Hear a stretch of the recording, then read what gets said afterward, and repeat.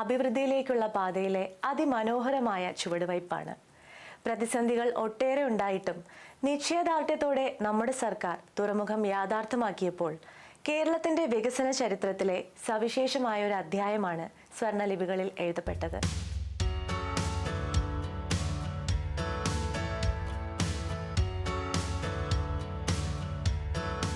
അസാധ്യം എന്നൊരു വാക്കില്ല എന്നതാണ്.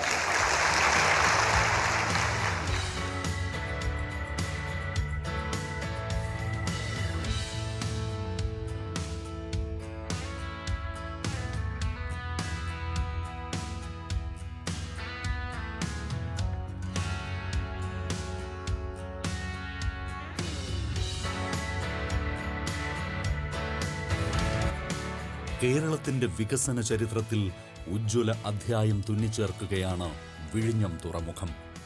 അറബിക്കടലിലെ ഓളപ്പരപ്പിലൂടെ ഒഴുകിയെത്തിയ ആദ്യ മദർഷിപ്പായ സാൻ ഫെർണാണ്ടോ തീരം തൊട്ടപ്പോൾ 2015 ഓഗസ്റ്റ് 17 ഒപ്പുവെച്ച കരാർ പ്രകാരമുള്ള നിർമ്മാണം അതിന്റെ നിർവഹണത്തിലേക്ക് കടക്കുകയാണ്.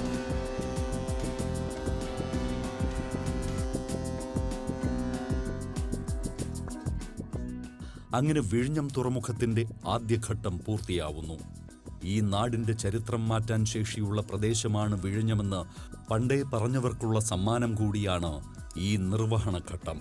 വിഴിഞ്ഞത്ത് ഒരു സെക്ഷൻ തുടങ്ങുന്നതിനെ പറ്റി ആലോചിച്ച് എന്നെ അങ്ങോട്ട് ട്രാൻസ്ഫർ ചെയ്തു, അവിടുത്തെ ലൊക്കേഷൻ കാര്യങ്ങൾ അറിയാനായിട്ട്. വിഴിഞ്ഞത്ത് ഞാൻ വരുന്നതിന് കുറച്ച് മുമ്പായിട്ട് ഡിവോൺ ഹൈനസ് എല്ലാം കൂടെ ആലോചിച്ച് നമുക്ക് ഇവിടുത്തെ ഹിൽ ബോഡീസൊക്കെ എക്സ്പോർട്ട് ചെയ്യാനായിട്ട് ഇപ്പം കൊച്ചിയിലാണ് കൊണ്ടുപോകുന്നത്. അതിന് പകരം നമുക്ക് തിരുവനന്തപുരത്ത് ഇവിടെ തന്നെ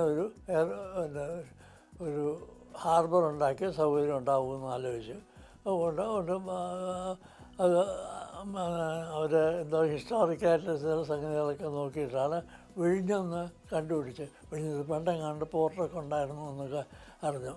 അങ്ങനെ ഇംഗ്ലണ്ടിൽ കോണ്ടാക്ട് ചെയ്ത് കമ്പനിക്കാരെ കോണ്ടാക്ട് ചെയ്ത് അവിടുന്ന് ഒരു കമ്പനിക്കാരെ അവരുടെ ഒരു എക്സ്പെർട്ടിനെ അയക്കാം എന്ന് പറഞ്ഞു, ഒരു പ്രിലിമിനറി റിപ്പോർട്ട് തയ്യാറാക്കാനായിട്ട്.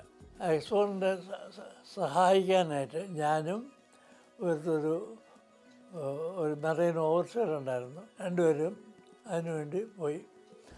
അന്ന് തൊട്ടാണ് ഞങ്ങൾ ഈ കടലിൽ ഇൻവെസ്റ്റിഗേഷൻ തുടങ്ങിയത്. ഇംഗ്ലീഷുകാർക്ക് മുൻപേ നമ്മുടെ പൂർവികർ തിരിച്ചറിഞ്ഞതാണ് വിഴിഞ്ഞത്തെ. അതിന് തെളിവുകളുമുണ്ട്. ആയി രാജാക്കന്മാർ, അയക്കുടി എന്ന് പറയുന്ന വിഴിഞ്ഞത്തിനടുത്തുള്ള ഒരു മലമുകളിൽ ആസ്ഥാനം ഉറപ്പിച്ചിരുന്ന ആയി രാജാക്കന്മാരാണ് ഈ വിഴിഞ്ഞത്തെ വികസിപ്പിച്ചെടുത്തത് എന്ന് പറയുന്നു.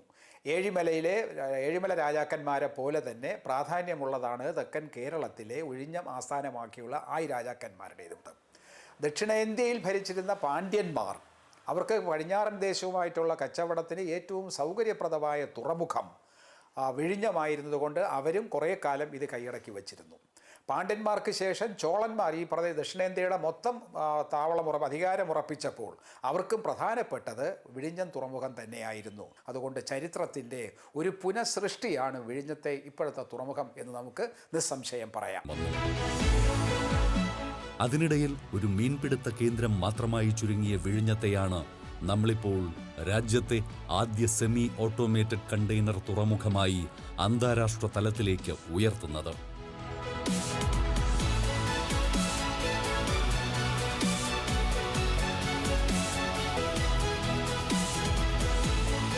$8,867 കോടി രൂപയാണ് വിഴിഞ്ഞം തുറമുഖത്തിന്റെ നിർമ്മാണത്തിനുള്ള മുതൽ മുടക്ക്. ഇതിൽ 5,595 കോടി രൂപ സംസ്ഥാന സർക്കാരും 818 കോടി രൂപ കേന്ദ്ര സർക്കാരും നൽകുന്നു. തുറമുഖ നിർമ്മാണത്തിനുള്ള കരാർ ഒപ്പുവയ്ക്കുമ്പോൾ കേന്ദ്ര പരിസ്ഥിതി മന്ത്രാലയം ശുപാർശ ചെയ്തത് 8 കോടിയുടെ പുനരധിവാസ പ്രവർത്തനങ്ങളായിരുന്നു.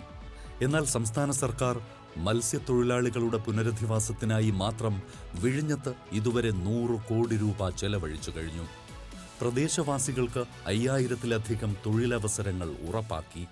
കൂട്ടായ ഇച്ഛാശക്തിയും ദൃഢനിശ്ചയവും നമുക്കിത് യാഥാർത്ഥ്യമായേ തീരൂ എന്ന നിശ്ചയദാർഢ്യവും അതെല്ലാമാണ് ഈ പദ്ധതി യാഥാർത്ഥ്യമാക്കുന്നതിന് ഇടയാക്കിയത്.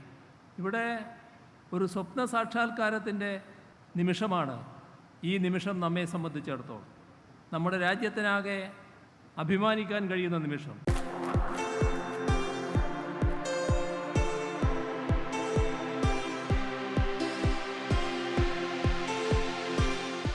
തുറമുഖം സമയബന്ധിതമായി പൂർത്തിയാക്കാൻ പ്രത്യേക ശ്രദ്ധയും കരുതലുമൊരുക്കിയ കേരളം പ്രത്യേക പ്രവർത്തന കലണ്ടർ തയ്യാറാക്കിയും പ്രതിമാസ അവലോകനം നടത്തിയും ദൈനംദിന അവലോകനങ്ങൾക്ക് പ്രത്യേക മൊബൈൽ ആപ്പ് തയ്യാറാക്കിയുമെല്ലാം 8 വർഷത്തിനിടയിലെ നിർമ്മാണത്തിനൊപ്പം പങ്കുചേർന്നു.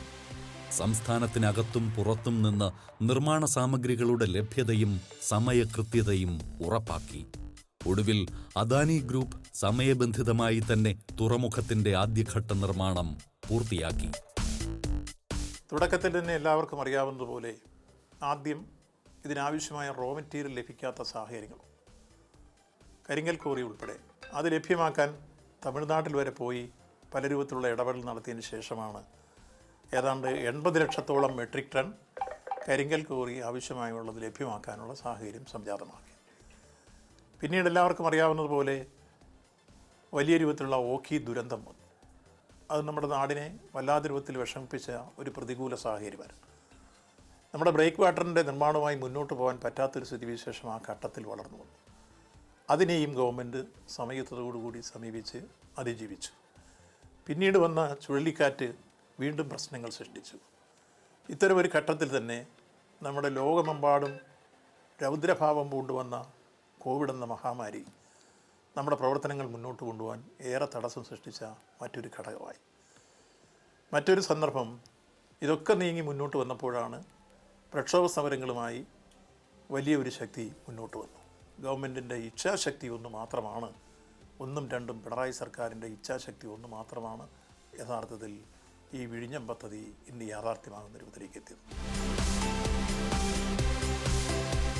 2023 ഒക്ടോബർ 15-നാണ് ചൈനയിലെ ഷാങ്ഹായിൽ നിന്നുള്ള ആദ്യ കപ്പൽ ഷെൻഹുവ 15-നെ കേരളം ഉത്സവഛായയോടെ വരവേറ്റത്. ആദ്യമായി തുറമുഖത്ത് കപ്പലെടുത്ത സന്തോഷത്തിൽ നാട് മുഴുവൻ ഒത്തുചേർന്നു. പോർട്ടുകളുടെ പോർട്ട് എന്ന് പറയാവുന്ന വിധത്തിൽ മദർ പോർട്ട് എന്ന് വിശേഷിപ്പിക്കാനാവും വിധം സുസജ്ജമായ തുറമുഖമായി ഇത് മാറുകയാണ്. നമ്മുടെ രാജ്യത്ത് മുഖ്യ കടൽപ്പാതയോട് ഇത്രയും അടുത്ത് നിൽക്കുന്ന മറ്റൊരു തുറമുഖമില്ല എന്നതാണ് വസ്തുത.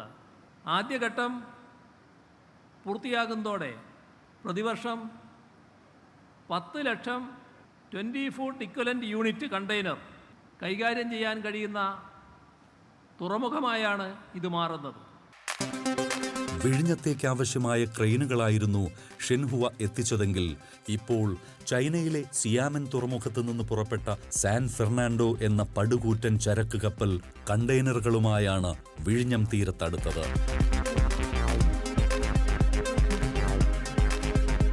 ഇപ്പോൾ ഇവിടെ ആരംഭിച്ചിരിക്കുന്നത് ട്രയൽ റണ്ണാണ്. 2 മുതൽ 3 മാസം വരെ തുടരുന്ന ഈ ട്രയൽ ഓപ്പറേഷൻ കാലത്ത് തുറമുഖം വലിയ കപ്പലുകളുടെ പ്രവേശനത്തിനാണ് സാക്ഷ്യം വഹിക്കുന്നത്. ഏകദേശം 400 മീറ്റർ നീളമുള്ള വലിയ കണ്ടെയ്നർ കപ്പൽ വരെ ഈ തീരത്തേക്കെത്തുന്നതോടെ വിഴിഞ്ഞമെന്ന അന്താരാഷ്ട്ര തുറമുഖം പൂർണ്ണതോതിൽ കമ്മീഷൻ ചെയ്യാനുള്ള പ്രവർത്തനങ്ങൾക്കും തുടക്കമാകും. വിദൂരമെന്ന് കരുതിയ ആ ദിവസം സമീപത്താക്കിയ ഈ സർക്കാർ അങ്ങനെ കേരളത്തിന്റെ മറ്റൊരു വലിയ സ്വപ്നം കൂടി യാഥാർത്ഥ്യമാക്കുകയാണ്. ഏറ്റവും നൂതനമായിട്ടുള്ള ശാസ്ത്ര സാങ്കേതിക വിദ്യ ഉപയോഗിച്ചുകൊണ്ട് ഓട്ടോമാറ്റിക്കായി പ്രവർത്തിക്കുന്ന നമ്മുടെ യന്ത്രങ്ങൾ എല്ലാം തന്നെ പ്രാവർത്തികമായി പരീക്ഷിക്കുവാനും തുടർന്ന് ഏതെങ്കിലും തരത്തിലുള്ള സൂക്ഷ്മമായിട്ടുള്ള ഇടപെടലുകൾ അവയിൽ ആവശ്യം വേണ്ടി വന്നാൽ അവയുടെ വേഗത, സമയബന്ധിതമായി അവ ഈ കൃത്യനിർവഹണം നടത്തുന്നതിലോ അല്ലെങ്കിൽ ഒന്നിൽ കൂടുതൽ കപ്പലുകൾ നമുക്ക് കൈകാര്യം ചെയ്യുന്നതിലോ ഒക്കെ ആവശ്യമായിട്ടുള്ള ഒരു പെർഫെക്ഷൻ എന്ന് വേണമെങ്കിൽ നമുക്ക് പറയാൻ സാധിക്കും. ഏറ്റവും മേന്മയാർന്ന രീതിയിലുള്ള പ്രവർത്തനം കുറ്റമറ്റ രീതിയിൽ കാഴ്ചവെക്കണം എന്നുള്ളത് കൊണ്ടാണ് ഈ 1.5-2 മാസക്കാലം നമ്മുടെ ഈ യന്ത്രങ്ങളുടെ എല്ലാം ഒരു പരീക്ഷണാർത്ഥം നമ്മൾ ട്രയൽ അടിസ്ഥാനത്തിൽ നിന്ന് സൂചിപ്പിച്ചിരിക്കുന്നത്. സൗകര്യങ്ങളുടെ കാര്യത്തിലും സജ്ജീകരണങ്ങളുടെ കാര്യത്തിലും മികവുറ്റതാണ് ഇന്ത്യയിലെ ആദ്യത്തെ ഈ സെമി ഓട്ടോമേറ്റഡ് തുറമുഖം. ആയിരക്കണക്കിന് കണ്ടെയ്നറുകൾ കൈകാര്യം ചെയ്യാനുള്ള സൗകര്യം, അത്യാധുനിക ഉപകരണങ്ങൾ, ഓട്ടോമേഷൻ സംവിധാനം, മികവുറ്റ IT സംവിധാനങ്ങൾ, ഇങ്ങനെ സൗകര്യങ്ങളും ഭൂമിശാസ്ത്രപരമായ സവിശേഷതകളും കൊണ്ട് വിഴിഞ്ഞത്തിന്റെ സ്ഥാനം ഇന്ത്യയിൽ ഒന്നാമതാണ്.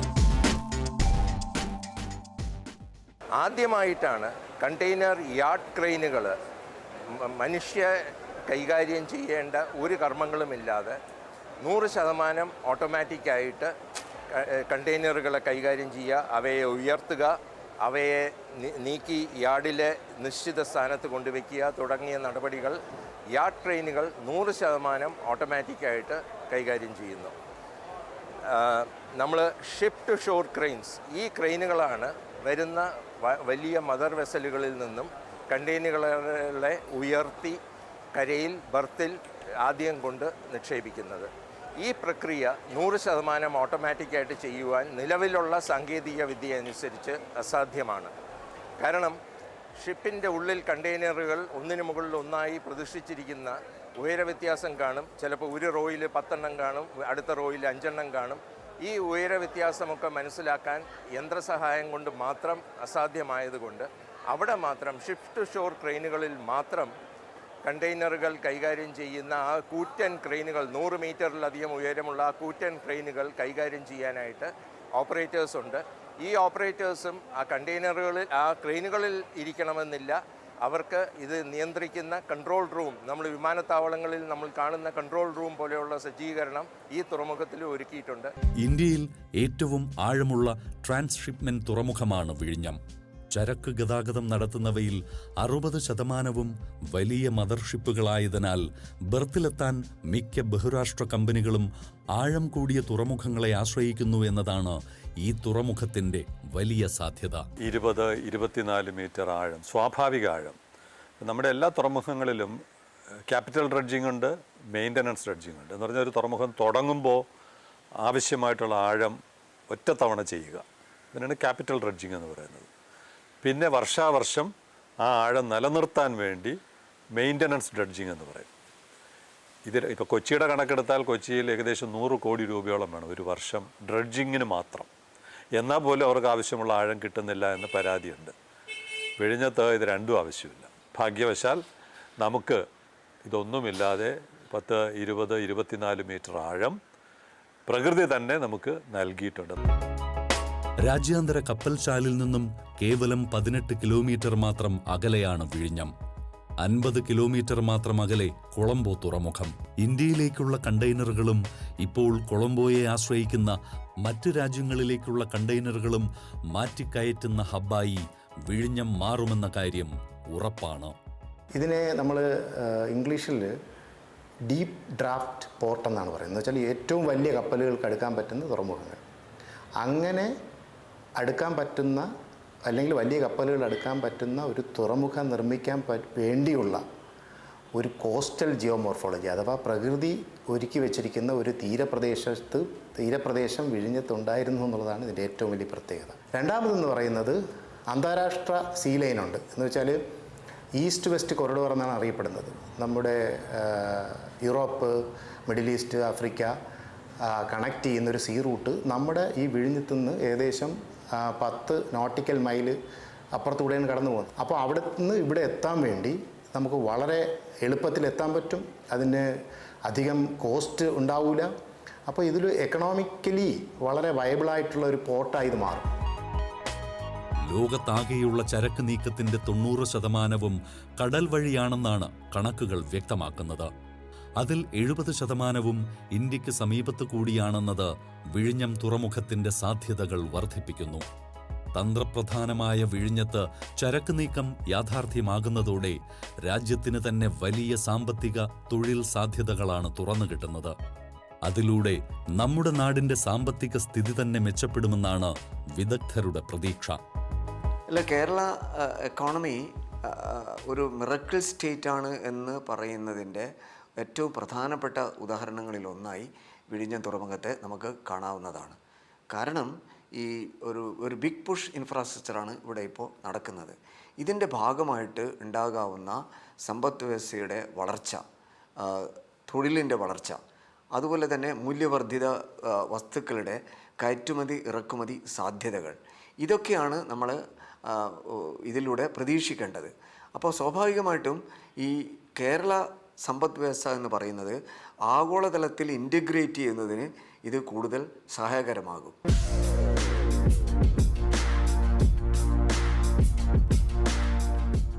ട്രയലിനു ശേഷം ഇവിടെ ചരക്ക് നീക്കം തുടങ്ങുമ്പോൾ പ്രതിവർഷം 10 ലക്ഷം 20 ഫുഡ് ഇക്വലന്റ് യൂണിറ്റ് ചരക്ക് കൈകാര്യം ചെയ്യാനുള്ള ശേഷി വിഴിഞ്ഞത്തിന് കൈവരുമെന്നാണ് കണക്കുകൂട്ടൽ. ഏകദേശം 10 ലക്ഷം കണ്ടെയ്നറുകളിലായി 1.5 കോടി ടൺ ചരക്ക് നീക്കാൻ കഴിയുന്നതോടെ നമ്മുടെ വ്യവസായ മേഖലയ്ക്ക് ചെറുതല്ലാത്ത ഉണർവുണ്ടാകും. കേരളത്തിന് അത് നൽകുന്ന പ്രതീക്ഷ വാനോളമാണ്. ഇപ്പോൾ BMW എന്തുകൊണ്ട് കേരളത്തിൽ അവരുടെ ഫാക്ടറി ആരംഭിച്ചില്ല എന്നതൊരു കാലത്ത് വളരെ സജീവമായിരുന്ന ചോദ്യമായിരുന്നു. ഹർത്താലുകളൊക്കെ ഉള്ളതുകൊണ്ടാണ് എന്ന മട്ടിലുള്ള പ്രചാരവേലയായിരുന്നു മാധ്യമങ്ങൾ നടത്തിയിരുന്നത്. എന്നാൽ അന്ന് അവരുമായി ആശയവിനിമയം നടത്തിയ ഇപ്പോൾ ശ്രീ ബാലഗോപാൽ, അതുപോലെ ശ്രീ ജോസ് ഡൊമിനിക്, ഇവരെല്ലാം തന്നെ പരസ്യമായ ഒരു കാര്യം പറയുകയുണ്ടായി. അവർ കേരളത്തിൽ അവരുടെ ഫാക്ടറി ആരംഭിക്കാതിരുന്നതിന് കാരണം ഇവിടുത്തെ ഇത്തരം പ്രശ്നങ്ങളൊന്നുമല്ല, പോർട്ടിനോട് ചേർന്ന് 1000 ഏക്കർ ഭൂമി അവർക്ക് ലഭിച്ചില്ല എന്നതാണ്. ഇപ്പോൾ കൊച്ചിയാണ് നമ്മുടെ പ്രധാനപ്പെട്ട പോർട്ട്. അവിടെ ഭൂമി ലഭിക്കുന്നതിനേറെ പരിമിതികളുണ്ട്. പ്രത്യേകിച്ച് നാവികസേനയുടെ ആസ്ഥാനം കൂടി ഉള്ളതുകൊണ്ട് ലഭ്യമായ ഭൂമിയിൽ തന്നെ ഉയരത്തെ സംബന്ധിച്ചുള്ള നിരവധി നിബന്ധനകൾ, നിയന്ത്രണങ്ങൾ അവിടെയുണ്ട്. അപ്പോൾ വിഴിഞ്ഞം വരുന്നതോടുകൂടി വലിയ സാധ്യത അവിടെ തുറന്നു കിട്ടുമെന്നാണ് കരുതുന്നത്. പ്രത്യേകിച്ചും തിരുവനന്തപുരം ഇപ്പോൾ സ്പേസിൻ്റെ പ്രധാനപ്പെട്ട കേന്ദ്രമാണ്, ഡിഫൻസിൻ്റെ കേന്ദ്രമാണ്, നമ്മുടെ ടെക്നോ പാർക്ക് ആദ്യത്തെ വന്നിട്ടുള്ള സ്ഥലമാണ്. ഇതെല്ലാം കൂടി പരിഗണിക്കുമ്പോൾ വലിയ തോതിലുള്ള സാധ്യതകളുണ്ട്. പിന്നെ മാനുഫാക്ചറിങ് ഇൻഡസ്ട്രീസിനും വരുന്നതിനുള്ള സാധ്യതയുണ്ട്. വിഴിഞ്ഞം ഉൾക്കൊള്ളുന്ന തലസ്ഥാനം ലോകമറിയുന്ന അത്യാധുനിക നഗരമായി മാറുന്നതിന് കൂടിയാവും ഭാവി കേരളം സാക്ഷ്യം വഹിക്കുന്നത്. നമുക്ക് വ്യവസായമായിട്ടും നമുക്ക് ഇതിൻ്റെ അകത്ത് ഒരു കപ്പലിന് വേണ്ടി വരുന്ന എല്ലാ കാര്യങ്ങളും, പ്രൊവിഷൻസ് മുതൽ അതിന് വേണ്ടി വരുന്ന ഇന്ധനം, അതുകൂടാതെ കപ്പലിന് വേണ്ട റിപ്പയർസ്, ചാനലിങ്, പല കാര്യങ്ങളും അത് ഷിപ്പ് റിലേറ്റഡ് ആയിട്ടുള്ള പല ആക്ടിവിറ്റീസും ഏതെങ്കിലും ലോകത്ത് കാണുന്ന പോർട്ടിൽ കിടക്കുന്ന ആക്ടിവിറ്റി മൊത്തം തിരുവനന്തപുരത്തും അതായി മാറാൻ പോവുകയാണ്. വെള്ളം മുതൽ ഇന്ധനം മുതൽ അതിനുവേണ്ടി പ്രൊവിഷൻസ് മുതൽ ഹോട്ടൽ അക്കോമഡേഷൻ മുതൽ എല്ലാ കാര്യത്തിലും എല്ലാ മേഖലയിലും തീർച്ചയായിട്ടും ഇത് സ്പർശിക്കുന്നതായിരിക്കും. നേരിട്ടും അല്ലാതെയും ആയിരക്കണക്കിന് ആളുകൾക്ക് തൊഴിൽ ലഭ്യമാക്കുന്ന പദ്ധതി കൂടിയാണ് വിഴിഞ്ഞം. തുറമുഖം സജീവമാകുന്നതോടെ പ്രാദേശികമായ ജോലി സാധ്യതകൾക്കൊപ്പം പ്രദേശവാസികളുടെ ജീവിത നിലവാരത്തിലും ചെറുകിട വ്യവസായ രംഗത്തും ടൂറിസം രംഗത്തുമൊക്കെ മാറ്റങ്ങളുണ്ടാകുമെന്ന കാര്യം ഉറപ്പാണ്. അതിനായി വിഴിഞ്ഞത്തുകാർ തയ്യാറെടുത്തു കഴിഞ്ഞു. ഇവിടെ നിലവിലെ നമ്മുടെ കയറ്റുമതി ഉൽപ്പന്നങ്ങളായ കൊഞ്ച്, കണവ, ഈ ലെതർ ജാക്കറ്റ്, റിബൺ ഫിഷ്, ഇതൊക്കെ ഇവിടെ ബൾക്കായിട്ട് നമ്മുടെ ഈ മൺസൂൺ സീസണിൽ കേരള തീരത്ത് ഏറ്റവും കൂടുതൽ വരുന്നത് വിഴിഞ്ഞത്താണ്. ഈ വിഭവങ്ങൾ കൊച്ചിയിലേക്ക് അയച്ച് അവിടെ നിന്ന് കൊച്ചിയിൽ നിന്ന് മറ്റുള്ള തുറമുഖങ്ങളിൽ വഴിയാണ് വിദേശ രാജ്യങ്ങളിലേക്ക് നമ്മുടെ ഈ സീ ഫുഡ് ഐറ്റംസ്, അതായത് മത്സ്യവിഭവങ്ങൾ കയറ്റുമതി ചെയ്യപ്പെടുന്നത്.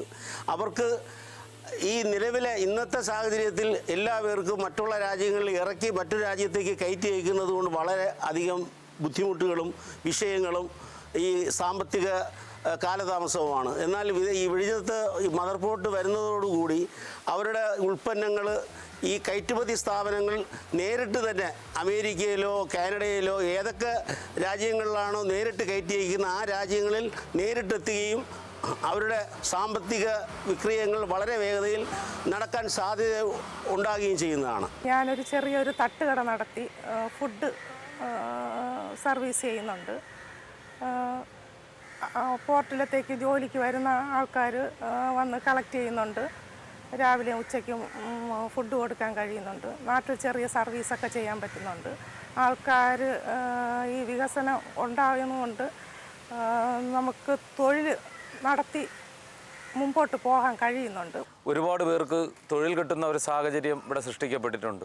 അത് തദ്ദേശവാസികളുമുണ്ട്, അല്ലാത്തവരുമുണ്ട്. പിന്നെ വിദ്യാസമ്പന്നതയ്ക്കനുസരിച്ച് അസാഫ് സ്കിൽ ഡെവലപ്മെൻറ്റ് സെൻറ്ററിലെ ട്രെയിനിങ് പൂർത്തിയായി നിൽക്കുന്നവർ അടുത്ത പോർട്ടിൻ്റെ ഉദ്ഘാടനം നടക്കുമ്പോൾ ഇതിലെ തൊഴിൽ കിട്ടുമെന്നുള്ള വലിയ സന്തോഷത്തിലാണ്. ഒരു അന്താരാഷ്ട്ര തുറമുഖമല്ലേ വരുന്നത്. അപ്പോൾ ഇവിടുത്തെ പരിസരവാസികൾക്കും ഇവിടെയുള്ള ആളുകൾക്കൊക്കെ ഒരുപാട് അനന്ത സാധ്യതകൾ ഉണ്ടാകുമെന്നാണ് പ്രതീക്ഷിക്കുന്നത്.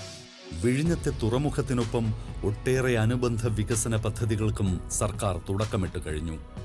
ഔട്ടർ റിംഗ് റോഡ്, ദേശീയപാത വികസനം, റെയിൽ വികസനം തുടങ്ങിയ അടിസ്ഥാന സൗകര്യ വികസന പദ്ധതികൾ തലസ്ഥാനത്തും സമീപ പ്രദേശങ്ങൾക്കും വലിയ സാധ്യതകൾ ഉറപ്പാക്കുകയാണ്.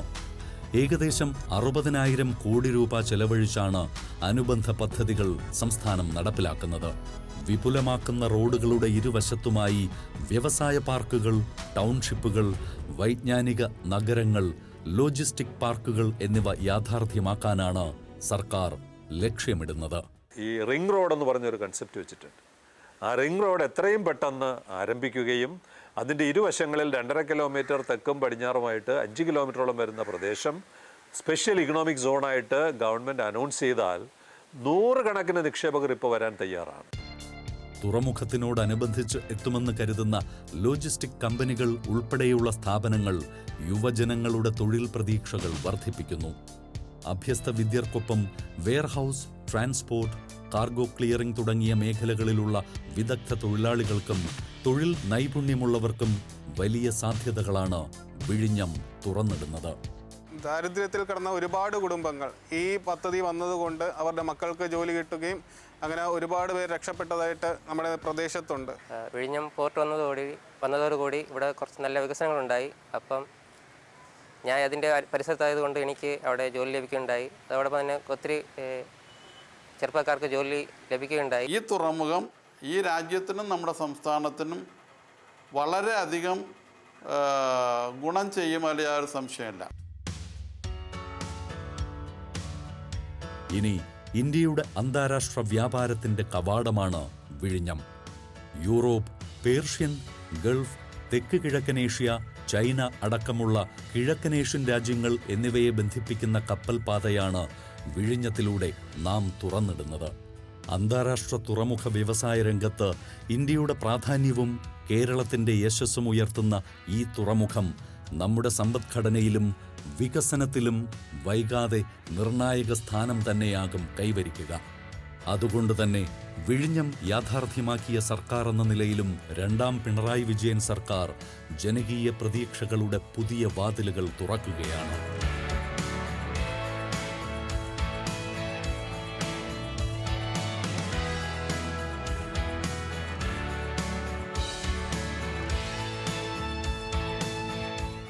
ഇത്രയും വലിയ തുറമുഖമായിട്ട് വന്നതിൽ വലിയ സന്തോഷമുണ്ട്. അതിന് കാരണക്കാരായ എല്ലാവരോടും ബഹുമാനമുണ്ട് സാധിച്ച് കിട്ടിയത്. ഇനിയും അത് ബാക്കിയെല്ലാം തീർന്നു വരട്ടെ എന്ന് വിചാരിക്കുന്നു.